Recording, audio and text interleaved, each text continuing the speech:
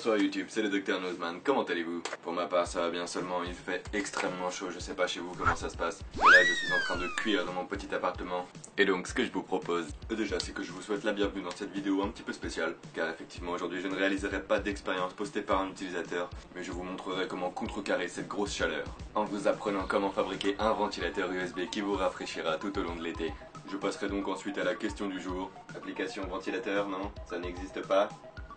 Pourriture. Avant de commencer quoi que ce soit, j'aimerais tout de même vous rappeler quelque chose. C'est que pour cette manipulation, il faut tout de même faire très attention, car nous allons manipuler des fils électriques, et donc prenez garde aux petites décharges. Donc à manipuler avec attention. Merci à vous.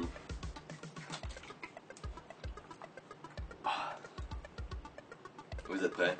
Let's go. Ok, donc on va pouvoir y aller. Donc dans un premier temps, vous avez besoin de plusieurs éléments. Donc un câble USB à qui il va falloir dire bye bye parce qu'il va falloir le couper. Deuxièmement, bon, c'est la chose la plus importante, un ventilateur d'ordinateur. Donc ça se compose de 3 fils en fait. Donc, je vais vous expliquer la suite après. Un domino. Donc c'est quelque chose pour relier des câbles. Donc là c'est une palette de dominos avec plusieurs, mais bon comme vous voyez j'en ai coupé un. On va juste utiliser celui-ci. Et un tournevis. J'ai tellement chaud. Donc dans un premier temps, ce qu'il va falloir faire, c'est enlever cette partie-là pour avoir les câbles à nu. Donc comme vous voyez ici, il y a 3 petits trous. Donc à l'aide du tournevis, on va le placer dedans et appuyer, et rappuyer et réappuyer. Comme ceci, nous allons pouvoir l'enlever. Donc voilà comment ça se passe. Nous avons 3 câbles. Donc on va servir seulement du câble rouge et du câble noir, parce que le câble blanc sert juste à indiquer la vitesse de rotation du ventilateur. On va le mettre de côté, maintenant on va s'attaquer au câble USB. Donc pour cette expérience je vais le découper assez loin quand même, pour avoir une bonne distance pour pouvoir le placer où je veux. Donc je vais le découper ici, tac, le bout est là. Et donc c'est parti. Tac, rapide. Et donc ensuite il va falloir faire une légère entaille pour pouvoir dénuder les fils. Donc il faut faire une entaille sur l'étendue de la partie. Et ensuite comme vous pouvez voir, on commence à apercevoir le câble. Et donc là on va pouvoir tirer. Hop là. Donc voilà, tout ça il faut mettre de côté.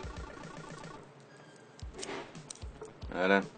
Maintenant nous avons tous nos petits câbles. Et ce qu'il va falloir faire, c'est les couper à peu près à ce niveau là pour pouvoir les dénuder encore une fois. Donc c'est parti. Là il faut vraiment faire de légères entailles parce que le fil est tout petit.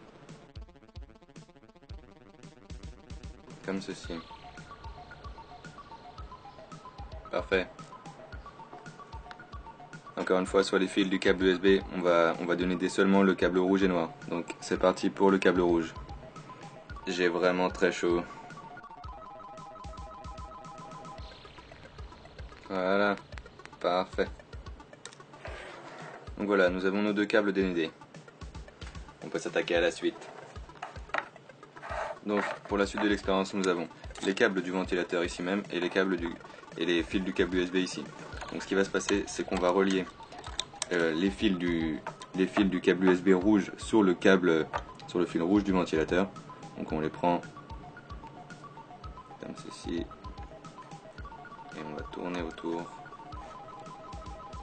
Voilà, on tourne autour comme ceci.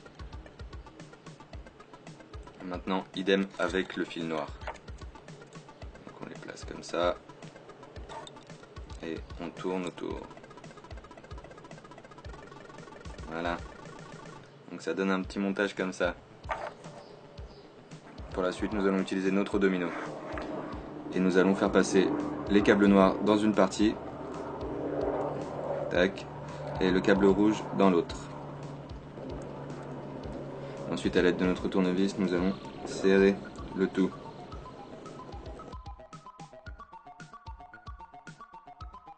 C'est pas une expérience en soi qui est difficile, mais bon, c'est une installation qui coûte pas cher. Donc là, on continue à visser la partie noire.